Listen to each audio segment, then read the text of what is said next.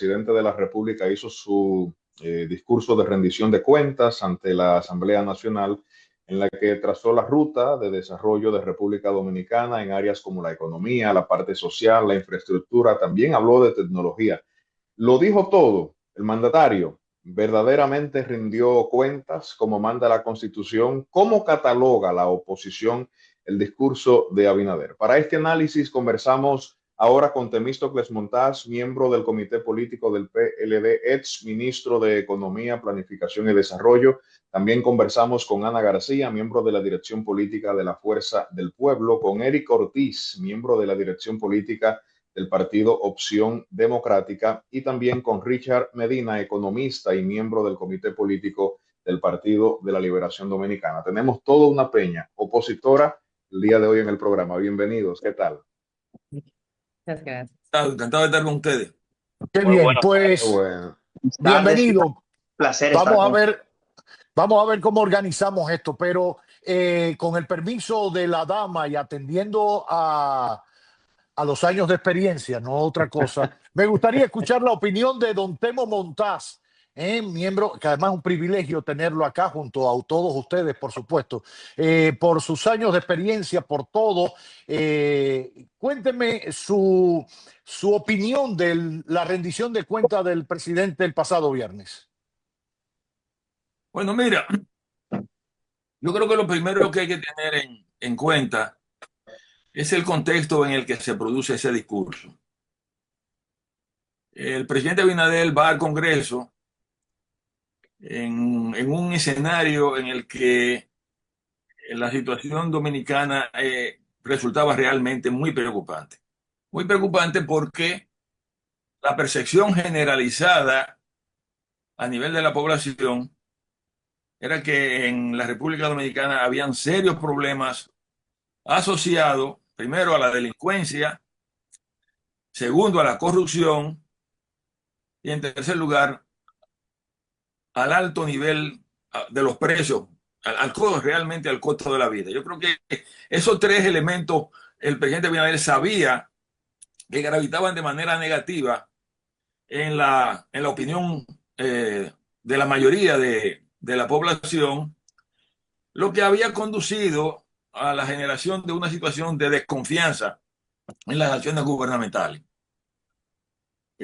Por eso, si ustedes observan el discurso, si vieron el discurso, se darán cuenta que desde un primer momento el discurso del presidente Abinader era motivar a sus funcionarios y a sus allegados ahí en el Congreso, o sea, de manera tal que le despertara el entusiasmo, porque sin lugar a duda, a nivel del propio gobierno había una situación, obviamente, de caída de la estigma por la situación que estaban confrontando. Un primer elemento que hay que tener en cuenta es que eso se explica por el sonado caso de Senasa, que había generado realmente una percepción de que en el gobierno no se podía creer. Y una de las cosas que llama la atención en el discurso es que obviamente él se refiere a Senasa, trata de presentar el asunto como que el gobierno actuó, que en su gobierno no hay vaca sagrada, pero todo el mundo recuerda que el gobierno hizo todo el esfuerzo por ocultar esa situación y que no tuvo más remedio al final que aceptar la realidad cuando ya no había manera de tapar el problema. Y obviamente en lo que él refiere hay un aspecto a lo que él no le presta ningún tipo de atención, y es que la generalidad de los acusados, personas vinculadas con el partido de gobierno, con el PRM, lo que señalan en, en las, en las discusiones con el Ministerio Público, lo que le señalan al Ministerio Público cuando se trata de investigar la suerte de esos recursos, es que esos recursos se destinaron a la reelección del presidente Abinader. O sea, yo creo que un elemento muy importante es que a eso no le prestó la más mínima atención cuando todos, incluyendo un personaje como el que dirigía Senasa, que era vicepresidente del PRM, que señala de manera clara que esos recursos se destinaron a la campaña de reelección del presidente Abinader. A ese tema no le prestó atención. Yo diría que el segundo elemento es tratar en esa línea de motivar, de no reconocer que durante el año 2025 aquí se produjo un deterioro real de la situación económica del país y que ese deterioro, la principal evidencia es el nivel de crecimiento de la economía. El año pasado la economía creció 2.1 y él trató inclusive de pasar por alto eso diciendo que estaba más o menos en el promedio de América Latina. Pero obviamente se olvidaba de explicarle a los dominicanos que el año pasado la República Dominicana pasó de ser una de las economías de más alto nivel de crecimiento en América Latina. Éramos líderes, por lo general en casi todos los años el país salía en primer lugar. Y en este caso, el país quedó prácticamente en el penúltimo lugar de los países de América Latina. Eso yo no recuerdo que lo había visto en ningún otro momento en la historia reciente de la República Dominicana. Yo creo que ese es un componente muy importante. Trató de también elevar el estigma de sus partidarios, hablando del buen desempeño del sector exportador el año pasado, pero un aspecto que no tocó es que eso se debió fundamentalmente a los incrementos de los precios del oro. O sea, el oro, sabe muy bien que llegó a niveles exorbitantes, pasando de 2.000 y tantos dólares por onza a más de $5.000 por onza. Y esa situación se reflejó en la República Dominicana. Inclusive se señala que si tú le sustraes ese elemento importante de elevación de precio del oro a lo que ocurrió en República Dominicana con las exportaciones, al final las exportaciones no solamente crecieron alrededor de un 6%. Entonces yo creo que ese es otro elemento al que hay que tenerlo pero muy presente.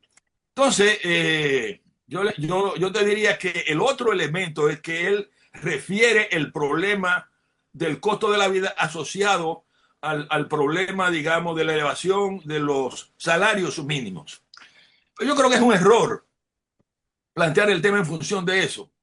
Yo creo que mucho mejor que eso, que es un tema que aquí, por lo general, los economistas muchas veces no lo manejan, es tomar muy en cuenta cuál es la evolución del ingreso laboral promedio en la República Dominicana. El ingreso laboral promedio en la República Dominicana. Durante mucho tiempo, no sé si ahora lo harán, a nivel del gobierno se publicaba, ojalá que lo sigan publicando, cuando existía el Ministerio de Economía, Planificación y Desarrollo, un documento que llaman SIDON, que es muy importante porque recogía estadísticas sobre pobreza, desigualdad, en el mercado laboral, la evolución del mercado laboral en la República Dominicana, etcétera. Y una de las cosas que usted observa en ese SIDON es que cuando usted ve lo que es el ingreso real promedio del dominicano, ya inclusive en el año 2025, porque eso se podía computar y lo compara con lo que era el ingreso real promedio, laboral promedio en el año 2000, usted se va a encontrar con que en valor real ese ingreso laboral promedio en el 2025 era inferior al valor del ingreso laboral promedio en el año 2000. Y entonces cuando usted compara eso con el valor de la canasta familiar, usted se encuentra, y esto obviamente abarca a la sociedad en sentido general, cuando usted eso lo compara con el valor del salario de la canasta básica, lo que cuesta la canasta básica, usted se encuentra con que el salario laboral promedio en la República Dominicana apenas da para cubrir el 58% de la canasta básica familiar. Entonces ya ese es un elemento que te dice a ti que el efecto inflacionario que hemos tenido en la República Dominicana, que muchas veces se oculta, y es, a mi entender, la labor que se hace desde el Banco Central de decir que la inflación es un 4%, es un 4.8%. No, lo que hay que ver es lo que se acumuló en términos inflacionarios desde el año 2000 o desde finales del 2000 hasta ahora. ¿Qué es lo que explica el por qué cuando la gente va a los supermercados o a los colmados sale vuelta loca? Porque es que lo que ayer te costaba 10,000 pesos, hoy, si tú quieres replicar eso, tienes que buscar 20,000. Entonces, hay una situación realmente preocupante que en gran medida explica el porqué de esa situación de decepción que hay en la mayoría de los dominicanos con relación a las ejecutorias del gobierno. Entonces tú dices, bueno, Ya. ¿qué es lo que se está pensando hacer? Obviamente para darle oportunidad ya a los otros panelistas. O sea, ¿qué es lo que se está pensando hacer desde el gobierno para cambiar esa situación? Yo digo que muy poco, ¿eh? Porque si usted ve lo que se presentó como presupuesto para este año, en términos real no hay gran cambio. O sea, si usted se pone a ver lo que el gobierno va a destinar, por ejemplo, este año a, a la inversión pública, no hay prácticamente diferencia entre lo que se destinó el año pasado. Entonces, un elemento fundamental que dinamiza la economía es lo que el gobierno invierte en obras públicas, o sea, lo que destina a la inversión pública.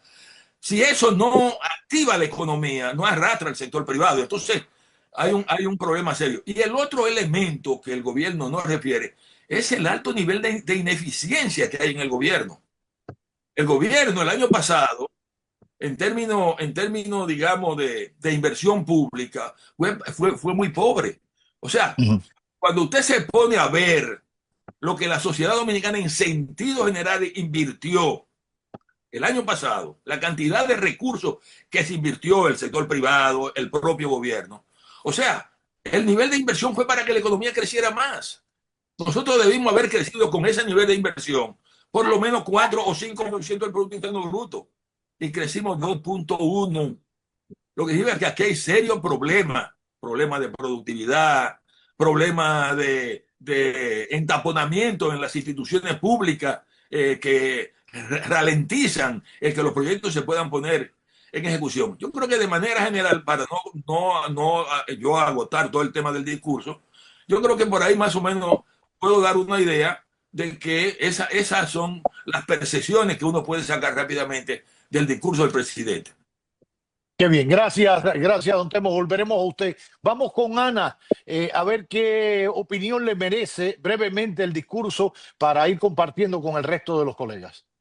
Claro que sí, Roberto, muchísimas gracias. Saludos a todos. Para mí un gran honor compartir con cada uno de ustedes. Realmente lo que vimos el 27 de febrero en la rendición de cuentas del presidente Luis Abinader ha sido un discurso más de los 6 años de gobiernos que él ha cursado, donde no demuestra la realidad del pueblo dominicano. En este discurso, lamentablemente, en los puntos y áreas neurálgicas que la población dominicana necesita respuesta, necesita resultados, como es, por ejemplo, en el área de educación, donde se han invertido desde el inicio de su gobierno en el año 2020 hasta la fecha más de 1.4 billones de pesos, y no se han visto resultados favorables para los estudiantes dominicanos. Hemos visto como cada año los jóvenes dominicanos tienen que empezar un año escolar con un déficit de más de 5,000 aulas que actualmente está en detrimento a la educación dominicana. Pero no solamente eso, sino también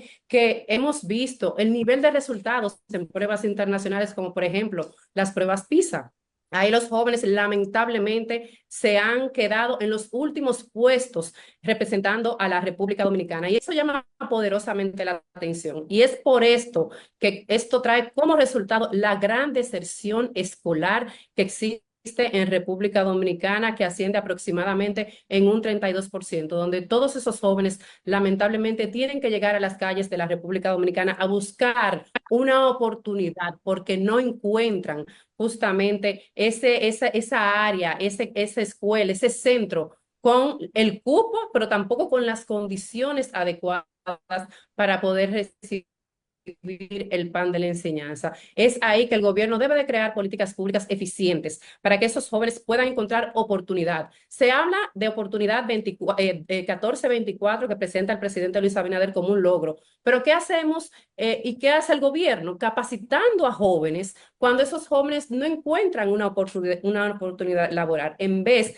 de realizar propuestas, de realizar y crear políticas públicas donde esos jóvenes puedan encontrar una oportunidad de empleo creando alguna relación público-privada entre el sector privado y el sector público, dando algunos incentivos a esas empresas privadas para que puedan esos jóvenes poder encontrar una oportunidad y poder ayudar a sus familias. Pero tampoco las madres dominicanas han encontrado un alivio, han encontrado un aliento. Lamentablemente, cada vez que entran a los supermercados, hemos vuelto a la casa del terror. Como madre hablo, como dominicana te hablo, de que cada vez que vemos este presupuesto que tenemos que cubrir con un salario mínimo de aproximadamente 29,000 pesos, un costo de la canasta básica familiar de 48,000 pesos, más el costo de la salud, más el costo de la energía eléctrica, el alto costo de la energía eléctrica que el presidente Abinader juró y prometió disminuir en la República Dominicana y que no ha podido lograr. Cuando tenemos que ver y poder responder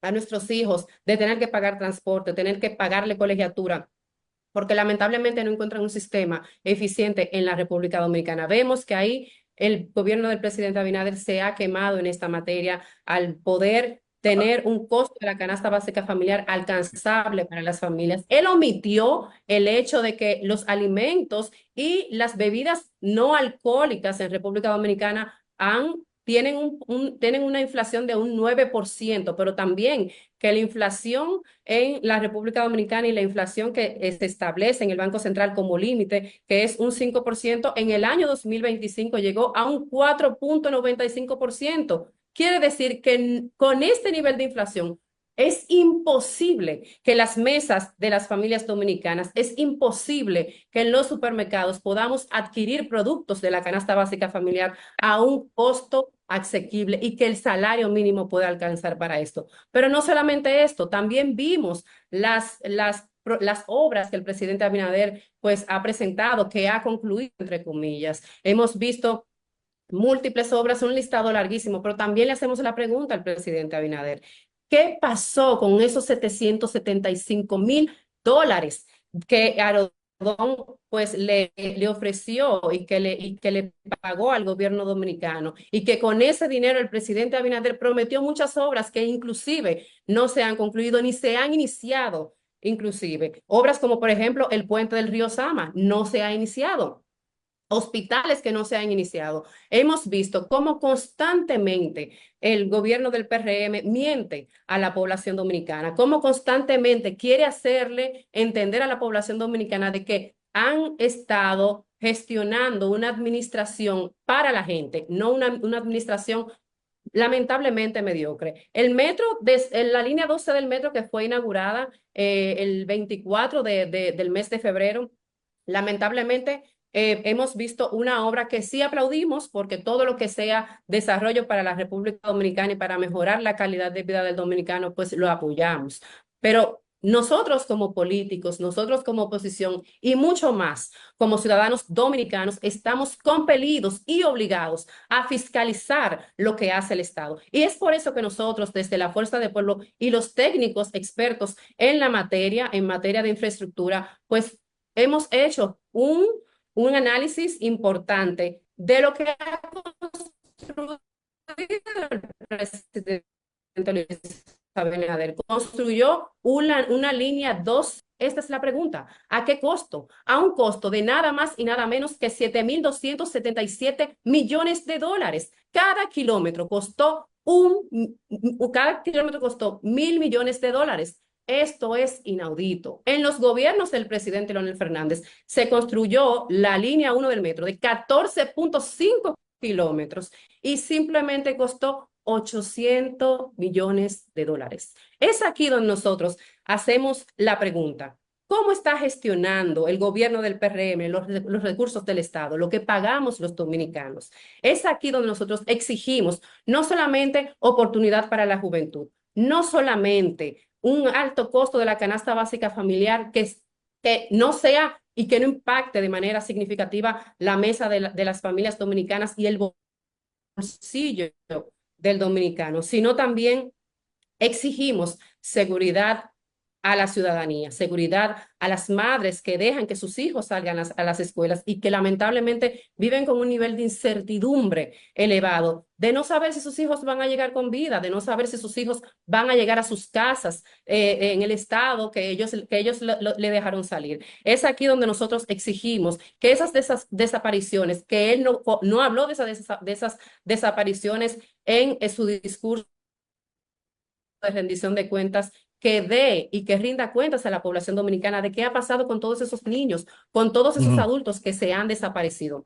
Pero no Perfecto. solamente eso, sino también la factura eléctrica. La Ujú. factura eléctrica que sea una factura eléctrica asequible a la población dominicana. Eso exigimos desde la Fuerza del Pueblo. Qué bien, gracias. Bueno, ahí hay algunos temas que ha abordado Ana. No me quedaba muy claro lo de la cifra del costo total de la línea 12 del metro, de los miles de millones, no sé si en dólares o en pesos, Mil, pero, siete pero mil doscientos treinta y siete millones de dólares. bueno, Dólares. está duro eso. No, no sé, Richard, Richard, economista también y miembro del comité político del PLD. Tu opinión del discurso y tu valoración de la rendición de cuentas. Gracias, maestro Cavada. Muy buenas tardes. Yo creo que hay que verlo de dos puntos de vista. Primero, a nivel económico, el contexto es de parálisis de la economía dominicana.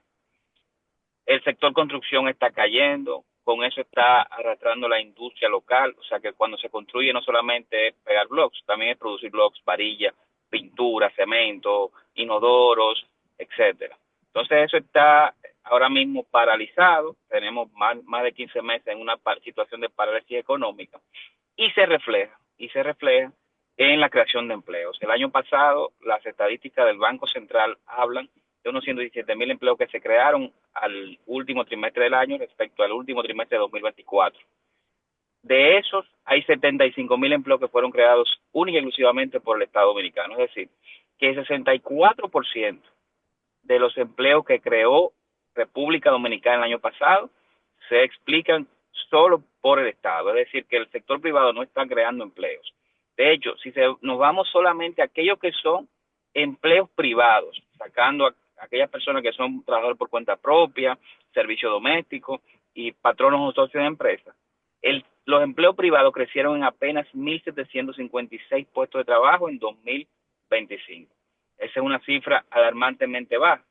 Yo revisé desde que tenemos uso de la encuesta continua de fuerza de trabajo del Banco Central y solamente ha pasado una proporción tan alta como esta en 3 ocasiones. Un 40 y tantos por ciento en el 2018 cuando entraron todas las aulas y el gobierno tuvo que emplear o aumentar de manera importante la cantidad de maestros y personal de educación que había en República Dominicana. Eso fue con la revolución educativa. En 2023 pasó, sin que quede claro por qué, porque no hubo un aumento en la cantidad de maestros, ni un aumento tampoco en la cantidad de personal de salud. Y ahora está pasando de nuevo, pero esta vez es 64% del total de empleo creado. En las veces anteriores fue 50 o 49%. Es decir, que estamos siendo muy ineficientes como país en la generación de empleo, porque todo el empleo que se está generando es empleo que genera el gobierno de la República Dominicana.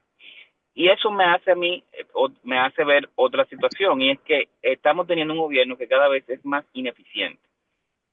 Lo digo por varios aspectos. Primer aspecto, aumenta el presupuesto de educación, pero la tasa de cobertura sigue baja. Tasa de cobertura es la cantidad de niños, niñas y adolescentes que están en un curso para su edad. Es decir, cuando nos vamos a primaria, en el año escolar 2019-2020, 95% de los niños que debían estar en algún curso de la primaria estaban en primaria. Hoy es apenas 92,5%. Cuando nos vamos a secundaria, 72% de los niños y niñas adolescentes que debían estar en un curso de secundaria en 2019-2020 estaban inscritos en la escuela. Hoy está en 71%. Es decir, estamos aumentando de manera importante los recursos del sector de educación. Se aumentaron la cantidad de empleados, no necesariamente profesores, de empleados que trabajan en el área de educación preuniversitaria. se están aumentando la cantidad de otros recursos no académicos al sector, pero aún así no hemos podido recuperar la cantidad de estudiantes que habían inscrito, que la tasa de cobertura que teníamos previo a la pandemia. Yo creo que son malas noticias. Igualmente, cuando uno se va a la atención integral de la primera infancia, el crecimiento ha sido de menos de 10.000 niños de 0 a 5 años inscritos en algunos de los programas del INAIP, comparándonos con el 2019-2020. A pesar de que la cantidad de recursos se ha triplicado, es decir, que estamos incluyendo pocos niños y a cada niño el gobierno está gastando mucho más. Eso yo creo que es una muestra de ineficiencia. Por otro lado, cuando nos vamos a los temas de pobreza, la metodología actual de medición de la pobreza efectivamente habla de una reducción importante de la pobreza en los últimos años. Pero esa metodología tiene una variación en 2022, que es vinculada con la inclusión dentro del ingreso, o sea, de lo que gana una familia dominicana, está lo que reciben los hijos de esa familia en jornada escolar extendida, en lo que se llama el programa de alimentación escolar. Es decir, si una familia tiene 3 niños que están en escuela y en esa escuela le dan merienda, desayuno y almuerzo, pues el costo de esa comida se le carga a la familia como si fuera parte de su salario, como si fuera parte de su ingreso. Por eso es que estamos viendo que mucha gente no está en pobreza, pero es algo más que nada dado por ese tipo de programas sociales. Si estamos diciendo que está bajando la pobreza, deberíamos estar también mostrando eso en otro tipo de datos. Y uno lo que ve es que el gobierno ha aumentado de manera muy importante la cantidad de familias que están afiliadas a los distintos programas sociales del gobierno. La tarjeta Supérate se ha duplicado en los últimos 5 años, incluyendo 1.6 millones de familias. Antes eran 850.000 y tantas. Esa inclusión parece que se está haciendo de manera expansiva, sin estar tomando en cuenta muchas veces cuáles son las necesidades reales de esa familia. Es decir, que lo que estamos teniendo es que el gobierno está gastando más dando el subsidio, pero no necesariamente lo están recibiendo familias que lo necesitan. Por lo tanto, estamos teniendo lo que técnicamente se llama un aumento del error de inclusión. Es decir, estamos incluyendo mucha gente que quizás no necesita. Y eso contradice la narrativa del gobierno, porque si está bajando la pobreza, deberíamos estar bajando o al menos no aumentando los subsidios públicos. Y lo que estamos viendo es un aumento importante en los últimos 5 años de esos subsidios. A nivel del sector agropecuario, Ana mencionó que el nivel de precio de la comida ha aumentado de manera importante, sobre todo en los últimos 4 meses del año pasado. Y ahí hay también un conflicto en cuanto a una incoherencia en cuanto a algunas cifras que se presentan. Se habló de crecimiento récord de la producción de plátano, de huevo, de pollo. No obstante, esos son 3 de los rubros de consumo masivo que más aumentaron de precio en 2025. Entonces, la ley de oferta y demanda dice que a mayor oferta y la demanda se queda más o menos igual, pues uno debería ver una reducción del precio. Pero aquí estamos viendo que se está anunciando un aumento importante de la producción de plátano, de pollo, de huevo, pero los precios lo que hacen es que suben. En el caso del plátano, prácticamente se han duplicado en algunos lugares. Eso no es un tema de estacionalidad, como se ha querido decir, porque si fuera estacionalidad subiera poco, porque también subió en el último trimestre del año 2024, pero no, ha sido un aumento importante.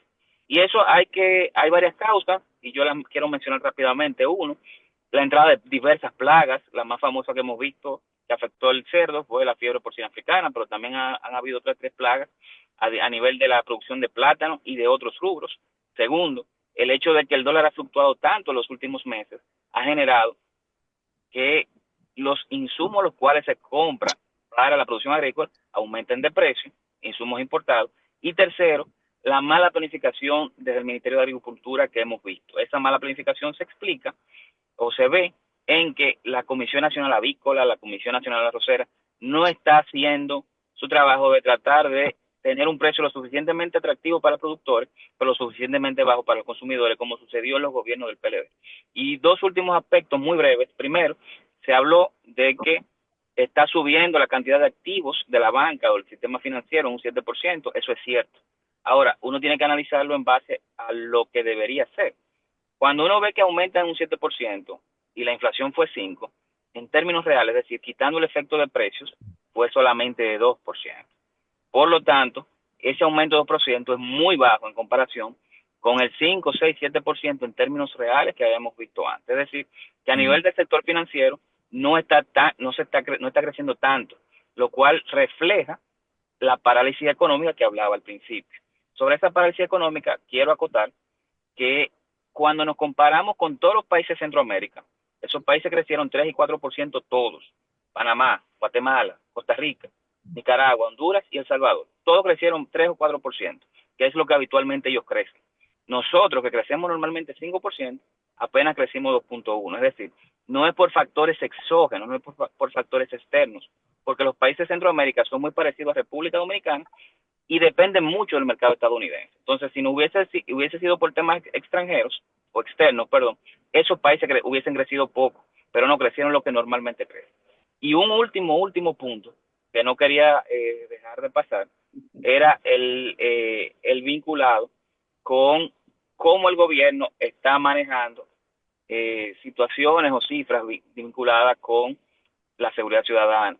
Se ha hablado de una reducción de los homicidios, hace tiempo que no se publican datos en el Observatorio de Seguridad Ciudadana. Entonces yo creo que para poder contrastar y realmente hacer políticas públicas bien edificantes, yo creo que hay que primero tratar de ver cómo se publican esas informaciones de manera que todos podamos verlas. No estoy diciendo que los datos sean falsos, pero sí me hubiese gustado verlos publicados de manera organizada, de manera sistemática, rigurosa, como antes se publicaban, para hacer la comparación. Ya. Bueno, la opinión ahí de el amigo Richard Medina. Eric, de Opción Democrática. Buenas tardes. Yo voy a hacer bien resumida mi intervención. Yo quiero empezar con el puerto espacial. O sea, nosotros hablar de un puerto espacial cuando tenemos cerca en el Distrito Nacional de 4.075 horas sin luz.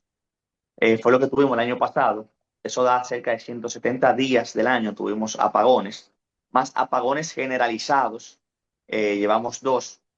Desde el 2021, los expertos habían avisado de que íbamos a tener problemas con la infraestructura y no se hizo nada al respecto.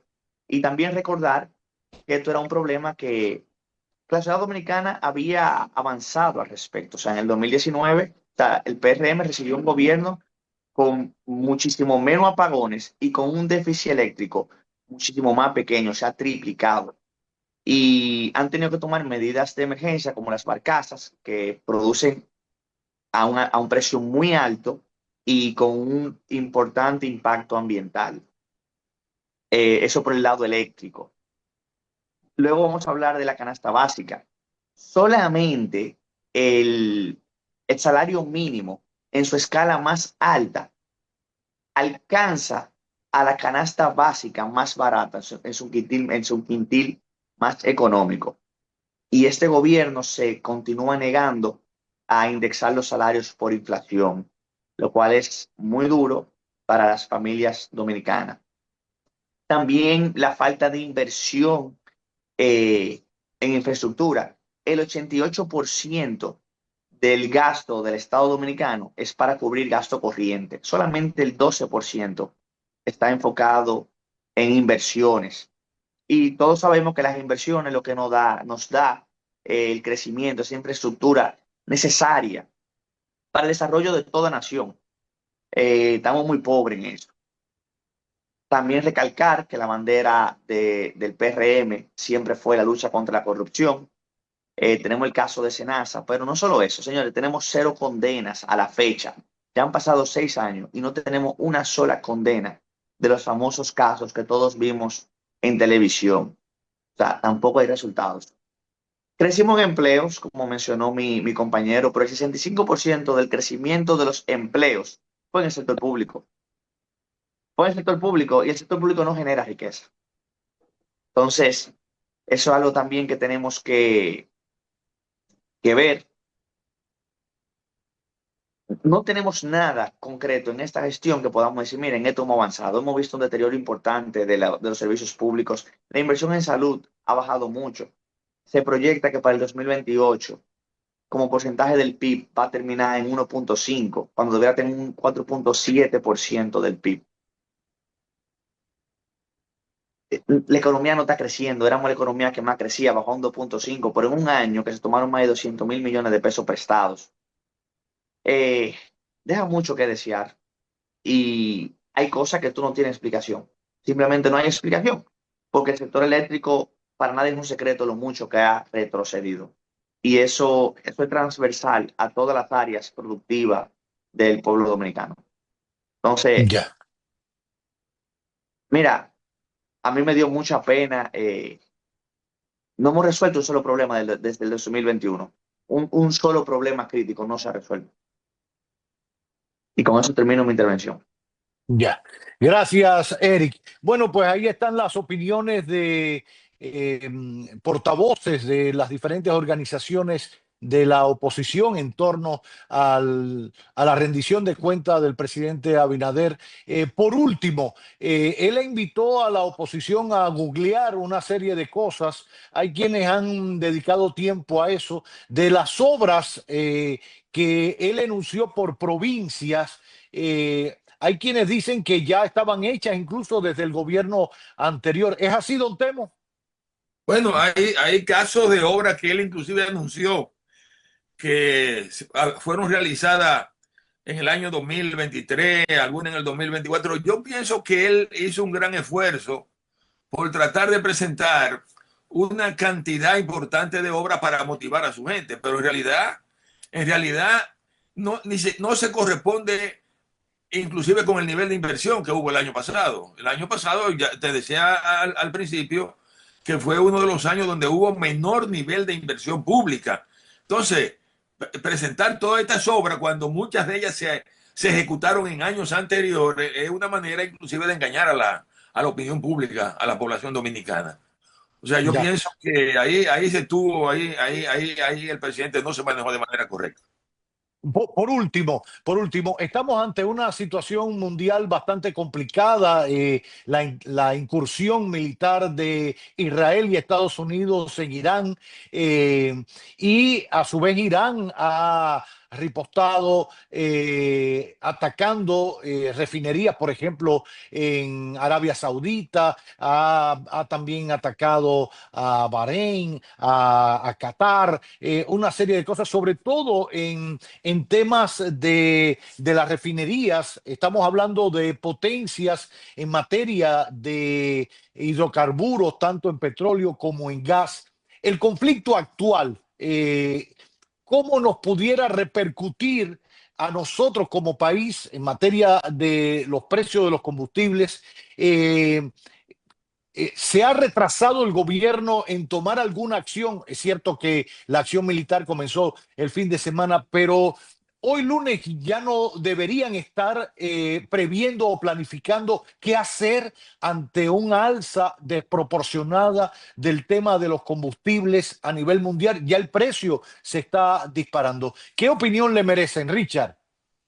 Bueno, con esto hay mucha incertidumbre todavía, porque si bien es cierto que Irán fue atacado, ellos están atacando a todos los países del Golfo y amenazaron o ya lo cerraron el estrecho de Hormuz, por donde sale todo el combustible, todo el gas natural y el petróleo que sale desde el Golfo Pérsico.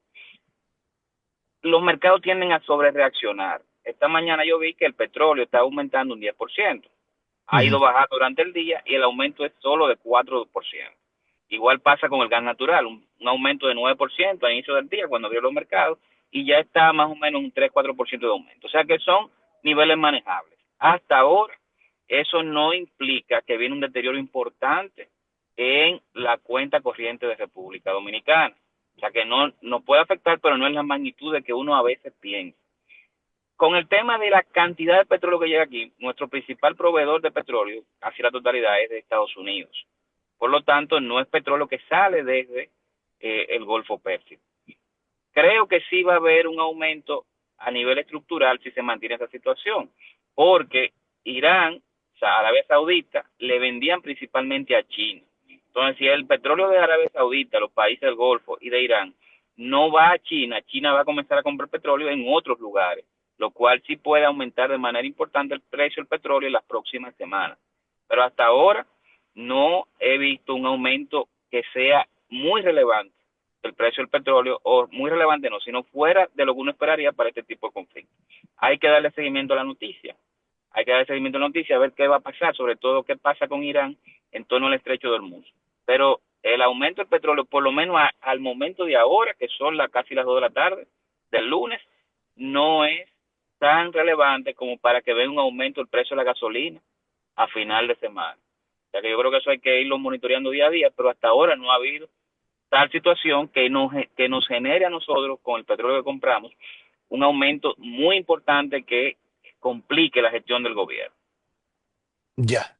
Bueno, pues ahí están las consideraciones de todos. Agradecerles sus análisis en torno a la rendición de cuentas del presidente Luis Abinader. Gracias por su tiempo, gracias por acompañarnos en este magazine que no tiene nombre.